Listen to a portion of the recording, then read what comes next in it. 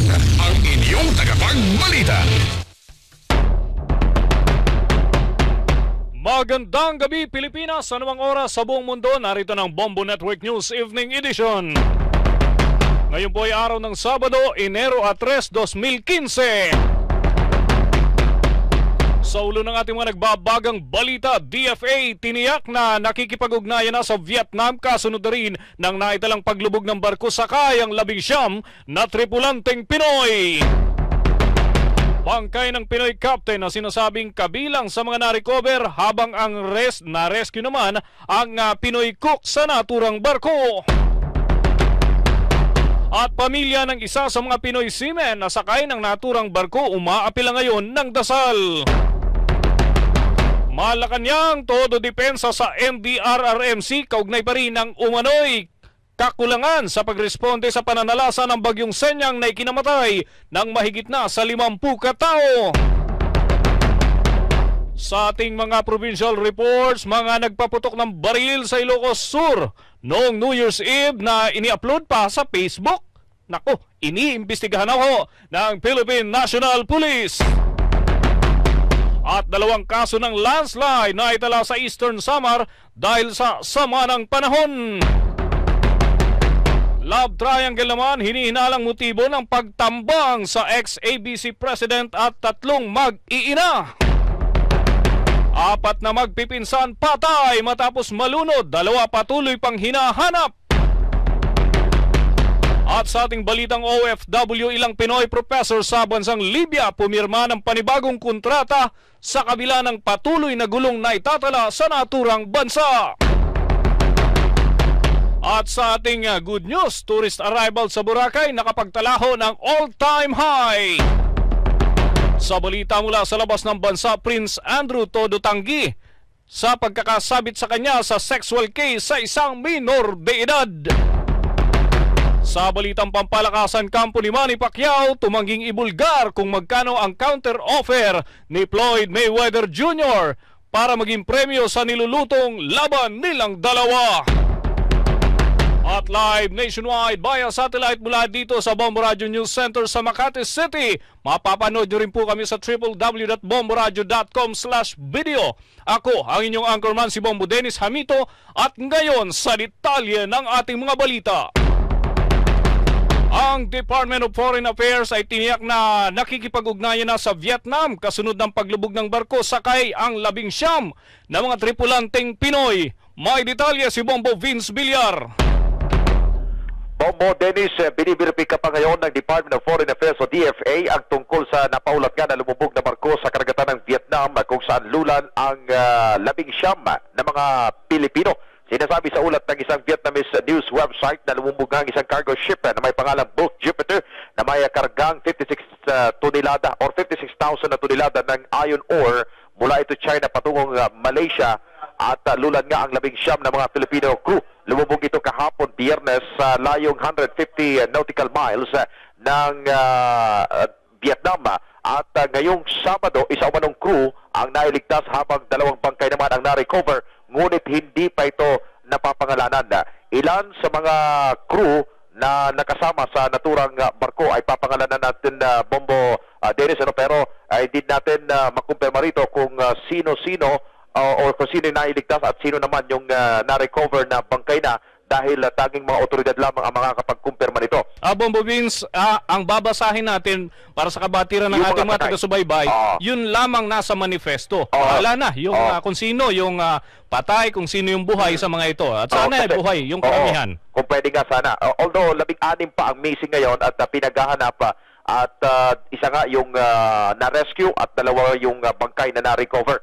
Ang mga pangalan ng mga sakay ng naturang barko ay sina Ronel Aquesa Andrin, ang kapitan na taga Polillo, Quezon Province, Riner Cari Resos Abugati, Chief Officer ng Baybay Leyte, Gibson Ladica Ranara, Second Officer ng Camiguin, Jerome Makilang Binoy, Third Officer mula sa Lapu-Lapu City, Alexis Tomas Piala Bacalia, Junior Third Officer mula sa Davao City, Joseph Bantolino Damasin, Chief Engineer, Lot Olavides Correos, Second Engineer ng Lanao del Norte, Raydante Santos Mendoza, third engineer mula sa Manila.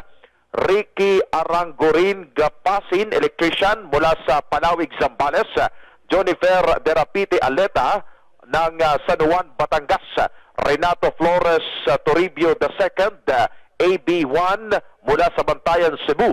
Winfred Peñaranda Balazo, AB2 mula sa Butuan City. Edgar Tabanaw Malesio II, OS1 mula sa Lanao del Norte. George Basbaso Espliguera, OS2 mula sa Cebu City. Edwin Deriada Acebo, fitter mula naman sa Manila. Rosilo Navarro Sansoles, Mutuman, Iloilo City. Gilbert Feliciano Flora, wiper mula sa Iloilo. Angelito Capindo Rojas, chief cook mula sa Tubangan, Iloilo City. At Mark Timothy Dinosta Kausarin, ang Galiboy na Tubong, Cavite. At ayon nga kay DFA spokesperson Asik Charles Jose, nakikipag-unay naman sila ngayon sa mga otoridad ng Vietnam sa pamamagitan ng kanilang embahada sa Hanoi upang makuha ang buong detalye ng pangyayari. Tiyak naman ni Jose na kung sakali ay nakanda silang magbigay ng anumang assistance sa mga kapamilya ng mga Pinoy crews. Sa ngayon ay patuloy pa ang rescue operation sa pangunguna ng Singapore Maritime Rescue Coordination Center. Nabatid na December 30 nang lumayag ang naturang cargo ship at kahapon lamang nagpadala ng distress alert sa mga Japanese authorities. At yan ang ating ulat. Bombo Vince Villar para sa Pambansang Radyo ng Pilipinas, Basta Radyo, Bombo!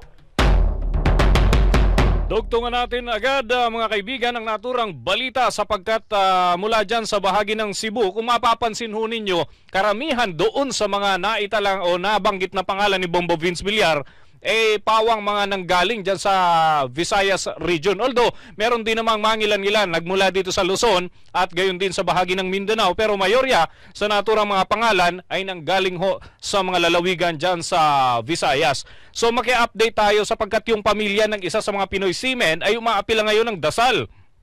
May report ang Bombo Radio Cebu. Kasama natin dyan si Bombo Glenn Alier. Please come in. Barbaso Espliguera Jr. nakabilang sa 16 na miyembro ng Philippine crew sakay sa Bahamas flagship ng isang panalangin sa kaligtasan nito. Sa Facebook account ni Rosabel Barbaso, sister-in-law ng seaman, sinabi nito na, "Panginoon, tulungan mo ang aking brother-in-law. Isa siya sa mga sakay sa barkong lumubog nitong gabi patungong China. Ipinalangin na ligtas ang aking brother-in-law at sa lahat naman ng mga crew." Sa pangalawang post ni Rosabel, sinabi din ito na mahigit 24 oras na naging missing si George pero wala pang update sa mga survivors at napakasakit isipin na isa sa kanilang family member ay umalis na hindi man lang nakapagpaalam. Sa kasunod pa nito na mensahe ay kanilang inihayag na mayroong milagrong mangyayari, makauwi ito at makakasama pa na buhay. Nagbigay din ng komento ang mga kamag-anak ng seaman na kanilang tinawagan umano ang Magsaysay Shipping at wala umanong sumagot. Balak ng pamilya na puntahan mismo ang shipping company para kumuha ng karagdagang impormasyon. Kaugnay nito ay naging missing din ang isa pang Cebuano na si Jerome Makiling Dinoy, residente ng Lapu-Lapu City, Cebu. Maalala na lumubog ang barkong Bulk Jupiter sa karagatan ng Vietnam na ikinasawi ng 2 crew at may 16 pa na mga Filipino crew ang naging missing. Yan ang balita mula rito sa Bombo Radio Cebu. Bombo Glenn Alier nag-uulat para sa Pambansang Radyo ng Pilipinas, Basta Radio, Bombo! Samantala mga kaibigan, sa ibang balita muna tayo, may 2 landslide na naitala sa Eastern Samar ngayong araw dahil sa patuloy pa rin na pagbuhos ng ulan. Yan ay sa kabila ng tuluyan ng pag-alis ng bagyong Senyang na pumasok sa Philippine Area of Responsibility noong nakaraang taon at inabot pa hanggang 2015. Ayon kay Engineer Levin Nicard, opisyal ng Eastern Samar Provincial Disaster Risk Reduction and Management Office, nagkaroon ng landslide sa Barangay Santa Cruz at gayon din sa Barangay Biga ng Giporlos. Sa ngayon ay hindi pa nadadaanan ang mga kalsada ng 2 munisipalidad. Wala namang naiulat na casualty sa naturang insidente. Ito'y dahil na rin sa nakataas na yellow rainfall warning. Ibig sabihin ay unang banta sa pagbuhos ng malakas na ulan at posibleng pagbaha sa mga partikular na lugar na isinasailalim sa yellow rainfall warning, kasama na ang ilang lalawigan dyan sa Visayas dahil pa rin sa epekto ng tail end of the cold front. Ang palasyo ng Malacanang ay todo depensa na naman sa NDRRMC kaugnay sa umano'y kakulangan ng pagresponde sa pananalasa ng bagyong Senyang na ikinamatay ng mahigit 50 katao. May detalye si Bombo Raymond Tinaza. Bombo Dennis, to depensa nga ang Malacanang sa National Disaster Risk Reduction Management Council o NDRMC matapos ulanin ng matikos kaugnay sa umano'y kapalpakan at kakulangan sa pag-aanda sa pangalasa ng bagyong Senyang sa Mindanao at Central Visayas na kinamatay ng 54 na katao. Kung narito, naglabas na sama ng loob ang mga biktima dahil hindi agad na sa kluluhan ng gobyerno taliwasa sa laging paghahanda naman at responde sa pangalasa ng bagyong Ruby. Sinabi ni Deputy Presidential Spokesperson Abigail Valte na ating nasa impormasyon ang reklamo ng mga apektadong mamayan at kanilang titiyak na naghahanda ang national government para sila ay tulungan. Ang kay Valte, walang atuhan daw na nagkulang sila o ang NDRMC ng palala, babala at abiso sa pagpasok pa lamang ng bagyong Senyang bilang low pressure area. Nagbigay din daw ng warning ang naturang ahensya sa mga local at regional DRMC para maghanda at magsagawa ng preemptive evacuation kung kinakailangan.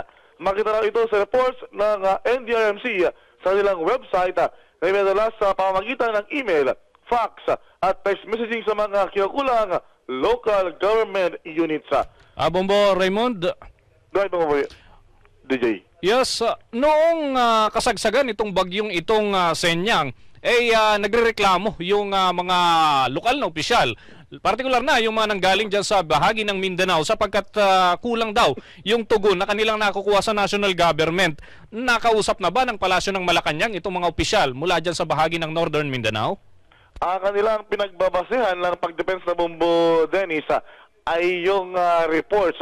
Siyempre, ng National Disaster Risk Reduction Management Council batay sa nilang mga reports daw, mga updates na bilang pagbibigay para at mga warnings sa mga concerned agencies at mga concerned LGUs. Pero sa aspeto naman ng relief operations at pagtugon ay wala pang klaro na inihimahan niyang maliban sa katiyakan na handa ang national government na sila ay tumulong sa mga biktima Bombo Dennis. Pero wala tayong balitaan na press conference during the time na yung mismong bago mag-landfall, yung bagyong Senyang. At gayon din, habang nananalasa ito doon sa bahagi ng Northern Mindanao at habang tumatawid sa Central Visayas. So, kailan kaya nagkaroon ng unang aksyon ang ating national government? Sapagkat sinasabi nila, nakatugon naman sila doon sa pangangailangan. Pero yung mismong sentimiento noong ating mga kababayan, lalo na yung mga namamahala doon sa mga lokal na pamahalaan, tila nakukulangan sila. So, bakit hindi nagkaroon ng agarang mga press con at mismo ang Pangulo ay hindi humarap? Katulad nung mga nagdaang malalakas na bagyo, siya mismo ay nagpapatawag ng simulcast na pagbibigay ng pahayag ukol dito sa paparating na sama ng panahon. Yun, Bombo Dennis nga ay nakapakita ka rin. Dahil noong panahon ng Ruby ay yung mga residente nagsabi mismo at na-appreciate nila yung responde ng gobyerno. Pero halata naman this time sa palasa ng bagyong Senyang na medyo tahimik nga at ika nga wala man lang inilabas na mensahe rin ang Pangulo Aquino at personal na pagpapaalala sa mga kababayan dahil ang pagkaroon natin ay nasa loob lamang ng palasyo at ng kanilang bahay itong si Pangulo Aquino that time. So, malaman natin siguro sa press conference sa Monday kung ano nangyari at nagkaroon ng gap sa bahagi ng komunikasyon, Bombo Dennis. At para sa kabatiran na rin ng ating mga kababayan, gayon din yung ating mga opisyal ng pamahalaan, hindi pa ho nagtatapos yung ating typhoon season. Ngayon ay sakop pa ito ng typhoon season at inaasahang nating marami pang bagyong papasok. So siguro maraming napapaisip ngayon na dahil holiday, kaya naging kulang yung tugon. Sana hindi naman talaga ganon, Bombo Raymond. I-correct ko lamang pala, Bombo Dennis, dahil visible pala ang Pangulo Aquino noong December 26 nung pumasok bilang low pressure area pa lamang at bago papasok yung itong si Senyang dahil itong si Pangulo Aquino ay nakitaan pala kasama ang mga kapatid at pamangkin sa panonood ng pelikula noong pagbubukas ng Metro Manila Film Festival, Bombo Dennis. Okay, from your end? At maliban pa dyan, ay dumalo rin ng kasalang pangulo ng sikat na showbiz couple. Para sa Bombo Network News, Bombo Raymond Dinaza. Para sa Pambansang Radyo ng Pilipinas, basta radyo, Bombo! Mga kaibigan, dakuhan po natin itong isa sa mga trending na pinag-uusapang balita ngayon sa social media. Mga nagpaputok ho ng baril, abay akalain nyo, nanggaling ho ito dyan sa Ilocos Sur, ini-upload pa sa Facebook. Nako, gusto yata sumikat. Eto, pinaiimbestigahan ho sila ng Philippine National Police. May detalye, si Bombo Ronald Taktay mula dyan sa Bombo Radio Vegan. Pinaiimbestigahan na ni Police Senior Superintendent Nestor Felix, Provincial Director ng Ilocos Sur, ang di umano'y nangyaring indiscriminate firing sa bayan ng Narvacan. Ito ay matapos na ipost sa Facebook account ng isang nagangalang Drew Lucina, isang empleyado ng Magic Department Store, Bantay Branch, ang mga larawan niya at iba pang kasamahan na nagpapaputok noong New Year's Eve. Maraming bala at iba't ibang klase ng baril tulad ng kalibre 45 at M14 rifle ang naipost sa FB account nito. Maliban dyan, naipost din ng isang 31-second na video kaugnay sa nasabing pagpapaputok ng baril. Kitang-kita sa video si Lucina kasama ang iba pang mga lalaki at nagpapasapasahan ang kalibre 45 na gamit sa pagpapaputok. Kasama sa nasabing lalaki ang nagangalang Mark R.J. Ponce Cabana, Mark Cachola at isang babae na si Kaina Fontanilla. Yan ang ulat mula dito sa Bombo Radio Vegan. Para sa Bombo Network News, Bombo Ronald Taktay nag-uulat para sa Pambansang Radyo ng Pilipinas, Basta Radyo, Bombo!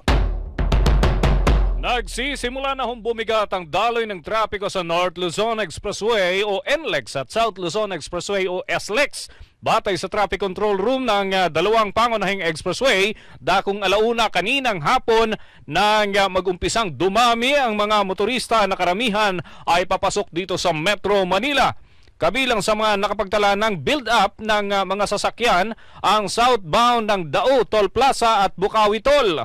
Nabatid na nagbukas na ng 3 spare lanes para pabilisin ang pagbabayad ng toll at may mga tauhan na ring nangungulekta pa bago ang mismong pagdaan ng mga sasakyan sa toll gate. Inaasahang bubuhos hanggang sa araw ng bukas ang mga sasakyang papaluwas dito sa Metro Manila, lula ng mga nagbakasyon noong panahon ng Pasko at Bagong Taon sa iba't ibang mga lalawigan. Samantala mga kaibigan, maki-update tayo dyan sa isinagawang misa. Inialay daw sa mga biktima ng landslide sa Katbalogan, Samar. May kaugnayan pa rin po ito doon sa dumaang bagyo at yung patuloy na naitatalang mga pag-ulan dyan sa bahagi ng Eastern Visayas. May detalye ang Bombo Radio Tacloban. Bumaha ng luha at hinagpis ang simbahan sa Barangay Mercedes dahil sabay-sabay na minisahan ang mga biktima ng bagyong Senyang sa syudad ng Katbalogan sa Samar. Pinangunahan ni Archbishop Isabelo Abarquez ng Archdiocese of Calbayog ang nasabing misa. Hiling naman ni Katbalogan Mayor Stephanie Uitan ang patuloy na dasal para sa mas mabilis na pagbangon ng kanilang syudad at maging ng mga residente. Hindi man inaasahan ang pangyayari. Ito ay magsisilbing marka bilang isang malagim na trahedya na sinapit ng syudad. Kung maaalala, 22 ang nawalan ng buhay matapos ang nangyaring landslide noong December 31 at 20 naman ang sugatan at isa ang idineklarang missing nang makita ang 2 pa ngayong araw. At yan ang ulat mula dito sa himpilan ng Bombo Radio Tacloban. Para sa Bombo Network News, Bombo Angelica May Emphasis. Para sa Pambansang Radyo ng Pilipinas, Basta Radyo, Bombo! Ang pagbisita ng Santo Papa. Pakinggan sa Bombo Radio at Star FM stations nationwide ang special coverage at ang update sa pagbisita ng Santo Papa sa January 15 to 19, 2015. With Pope Francis's pastoral visit, God's mercy and compassion will embrace all Filipinos. Ang pagbisita ng Santo Papa, dala ang mensahe ng pagmamahal, awa at malasakit sa mga Filipino, lalo na sa mga biktima ng iba't ibang kalamidad. Mabuhay Pope Francis! Mabuhay! Ang pagbisita ng Santo Papa, the Bombo Radio and Star FM Special Coverage. Kaisa ng buong sambayanang Pilipino sa pagsalubong at pagtanggap kay Pope Francis, ang People's Pope. Ito ang pambansang radyo ng Pilipinas, Bombo Radio Philippines. Basta Radio Bombo!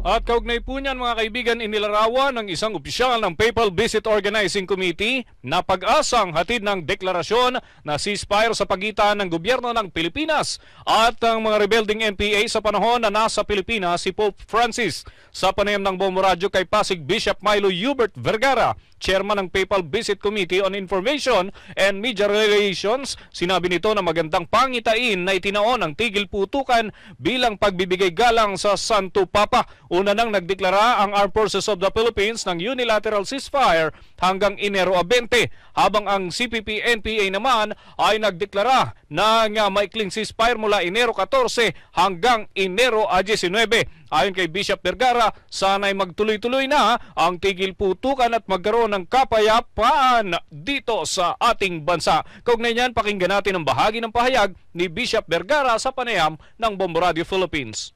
Sana nga po, sabi nga, and if you observe, every January 1, nandyan yung World Day of Peace message ng Holy Father, which is always, again, a proclamation and reflection on peace that we want to have in our hearts and all over the world.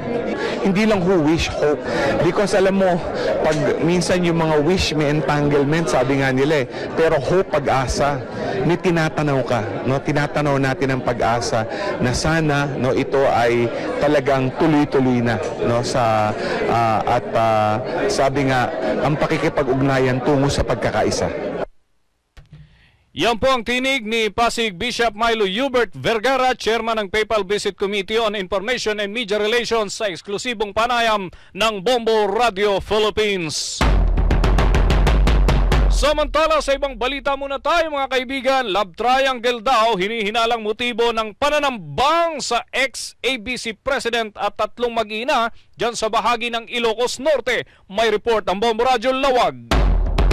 Tumangging kumpirmahin ni Police Senior Inspector Jeffrey Tacad, OIC Chief of Police ng Philippine National Police sa Bacara, Ilocos Norte, na love triangle ang lumalabas na motibo ng pagkatambang ni dating ABC President Crisanto Bobot Albano na ikinamatay nito at pagkasugat ng mag-inang Marites Lim at ng anak nitong 16 anyos. Ayon kay Tacad, meron na natukoy ng mga investigador ng PNP Bacara na motibo ng insidente, ngunit hindi pa niya maaring ilabas dahil patuloy pa ang kanilang isinasagawang follow-up investigation. Sinabi ng opisyal na kapag kompleto ang mga ebidensya at kakailanganing dokumento ay saka lamang nila ipalabas ang kabuuang detalye ng krimen. Hindi rin makumpirma ni Tacad ang impormasyon na ang dating ABC President at si Lim ay nagli-live-in. Ayon kay Tacad, ang sinabi sa kanya ni Lim ay business partner lamang sila ni Albano. Ayon pa sa impormasyon, di umano'y alam ng asawa ni Albano na si Barangay Chairman Mona Lisa Albano ang relasyon ng kanyang asawa at ni Lim na ang asawa ay nasa ibang bansa. Tumanggi rin si Mrs. Albano na magbigay ng kanyang reaksyon sa nangyaring pananambang sa kanyang asawa.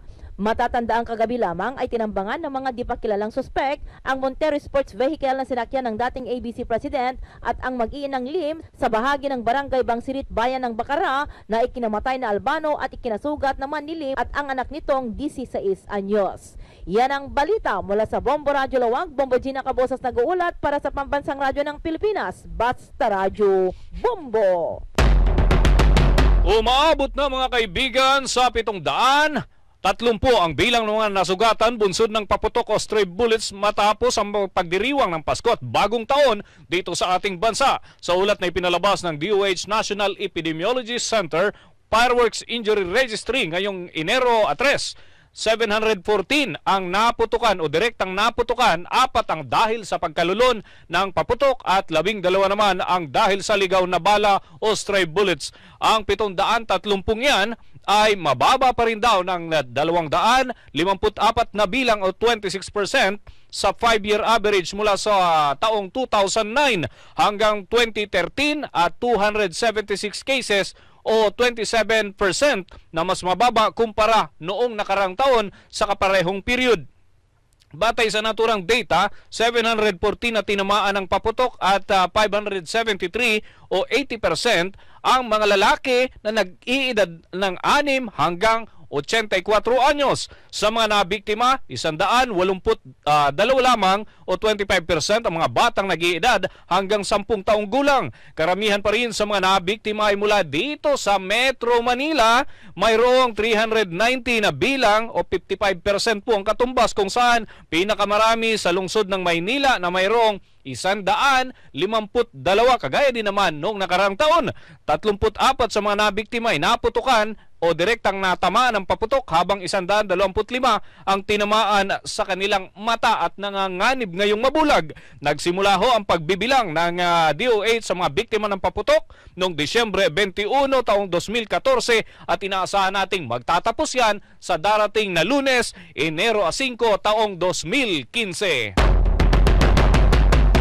Nakuha naman natin ang balita mula dyan sa Western Visayas, sapagkat 4 na magpipinsan daw ay nalunod. 2 patuloy pa ring hinahanap. May report ang Bombo Radio Bacolod.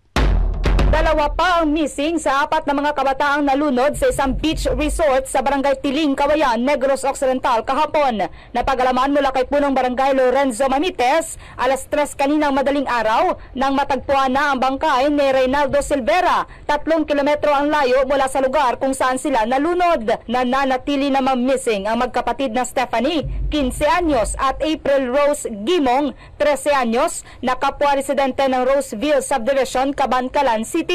Ang mga biktima ay naligo kahapon, subalit alas 10 ng umaga nang malunod ang mga ito dahil sa malalaking alon bunsod ng malakas na ihip ng hangin. Una nang natagpuan kahapon si Giselle Diaz, 14 anyos, na dali-daling isinugod sa ospital, subalit hindi na nailigtas pa. Ayon kay punong Barangay Mamites, patuloy pa ang kanilang search operation sa magkapatid at inaasahang lulutang na lamang ang mga ito kung maglo-low tide na. Yan ang ulat mula rito sa Bombo Radio Bacolod para sa Bombo Network News. Ito si Bombo Prime Tihida para sa Pambansang Radyo ng Pilipinas. Basta Radio, Bombo!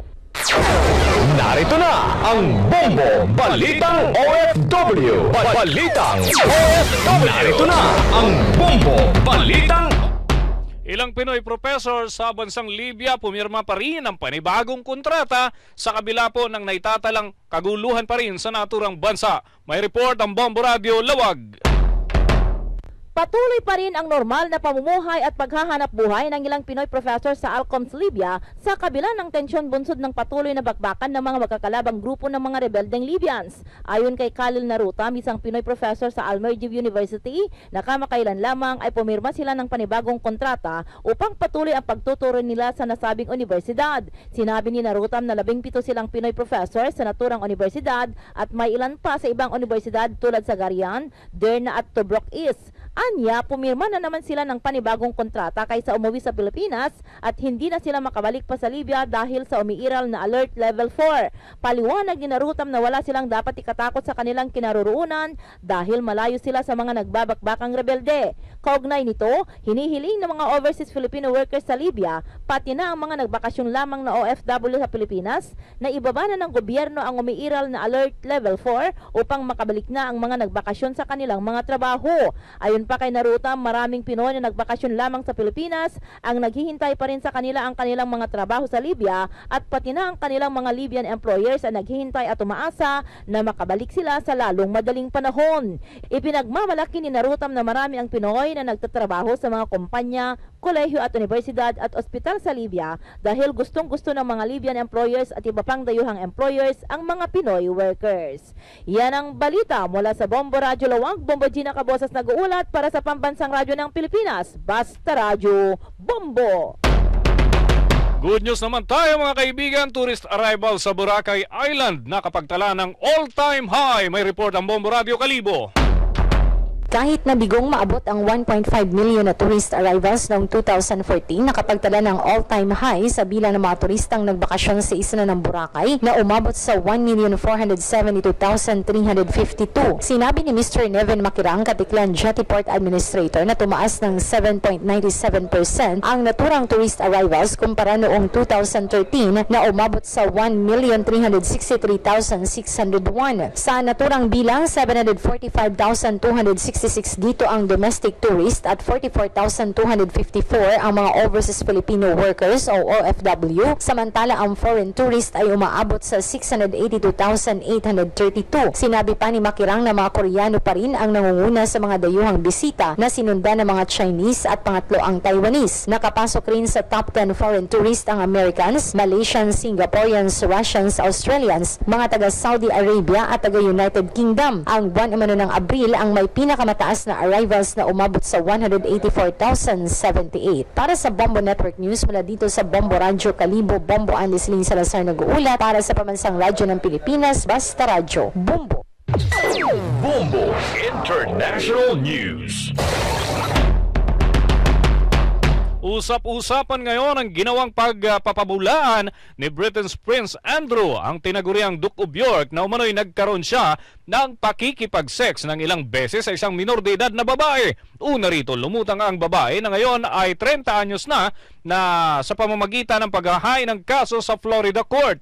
Kinasuhan ng babae ang dating convicted sex offender at billionaire business tycoon na si Jeffrey Epstein dahil umano sa pang-aabuso sa kanya. Sinasabing inabuso umano siya ni Epstein sa pagitan ng taong 1999 hanggang 2002 noong siya ay bata pa. Inakusahan pa ng babae si Epstein na pinwersa raw siya na makipag-sex kay Prince Andrew.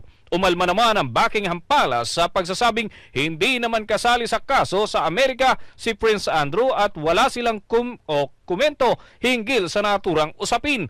Pero para mawala umano ang pagdududa, kategorikal nilang sinasabi na hindi totoo ang aligasyon ng umano'y pakikipag-sex ng 54 anyos na prinsipe sa naturang dating minor de edad na ngayon ay 30 anyos na. Bombo Sports News. Etong kampo ni Manny Pacquiao ay tumanggi munang ibulgar para suspense kung magkano ang counter-offer ni Floyd Mayweather Jr. sa premyo kaugnay sa kanilang nilulutong laban ngayong 2015. May detalye si Bombo Kevin Fuentes. Hindi pa rin sumusuko ang kampo ni Manny Pacquiao sa nakabinbin itong laban ngayong taon kontra kay Floyd Mayweather Jr. Ayon sa long-time advisor ni Pacquiao na si Michael Konks, nagpapatuloy pa rin ang negosasyon sa pagitan 8th Division World Champion at undefeated American boxer upang matuloy lamang ang mega fight. Kung maalala, sinabi ni Konks na hindi siya kumbinsido sa ginawang hamon ni Mayweather hanggat hindi pa umano napipirmahan ang fight contract. Ipinagbigay alam ni Kongs na hanggang ngayon ay sinusubukan nilang asikasuhin ni top-rank promoter Bob Arum ang Pacquiao-Mayweather fight upang ito ay maisapinal. Sinabi rin ito na nakatanggap ng counter-offer si Pacquiao mula kay Mayweather habang sumagot naman ng counter-offer si Pacquiao. Hindi naman idinitalya at binulgar ni Kongs kung magkano ang halaga ng nasabing offer. Sa ngayon ay naghihintay na lamang ng sagot ang Team Pacquiao kung saan nakatanggap na umano ng counter-offers ang parehong kampo. Para sa Bombo Network News, Bombo Kevin Fuentes nag-uulat para sa Pambansang Radyo ng Pilipinas, Basta Radyo, Bombo. Luzon, Visayas at Mindanao, maging sa buong mundo, yan po ang kabuuan ng ating mga balita ngayong araw ng Sabado, Enero 3, taong 2015. Balikan ko po ang ating mga headlines. Ang DFA tiniyak ng pakikipag-ugnayan sa Vietnam kasunod ng naitalang paglubog ng barko sakay ang 19 na tripulanteng Pinoy. Bangkay ng Pinoy captain na sinasabing kabilang sa mga na-recover habang ang na-rescue naman na Pinoy cook ay patuloy pong nilalapatan ng lunas. Pamilya ng isa sa mga Pinoy seamen umaapila ng taimtim na dasal para sa mga sakay ng lumubog na barko. Palasyo ng Malacanang, todo depensa sa NDRRMC kaugnay sa umano'y kakulangan sa pagresponde sa pananalasa ng bagyong Senyang na ikinamatay ng mahigit 50 katao. At trending ngayon, mga nagpaputok ng baril sa Ilocos Sur noong kasagsagan ng New Year celebration na ini-upload pa sa Facebook, pinaiimbestigahan na ng Philippine National Police. At 2 kaso ng landslide na itala sa Eastern Samar dahil sa masamang lagay pa rin ng panahon. At love triangle, isa raw sa hinihinalang motibo ng pananambang sa ex-ABC President at 3 mag-iina. At 4 na magpipinsan patay matapos malunod. 2 patuloy pa rin pong hinahanap. Sa ating balitang OFW, ilang Pinoy professors sa Libya pumirma ng panibagong kontrata sa kabila ng patuloy na naitatalang gulo sa naturang bansa. Sa ating good news, tourist arrival sa Boracay nakapagtala ng all-time high. Sa international news, Prince Andrew todo tanggi pa rin sa pagkakasabit sa kanya sa sexual case sa isang minor de edad. Sa ating balitang pampalakasan, kampo ni Manny Pacquiao tumanggi munang ibunyag kung magkano ang counter-offer ni Floyd Mayweather na premyo sa nilulutong laban ngayong taong 2015.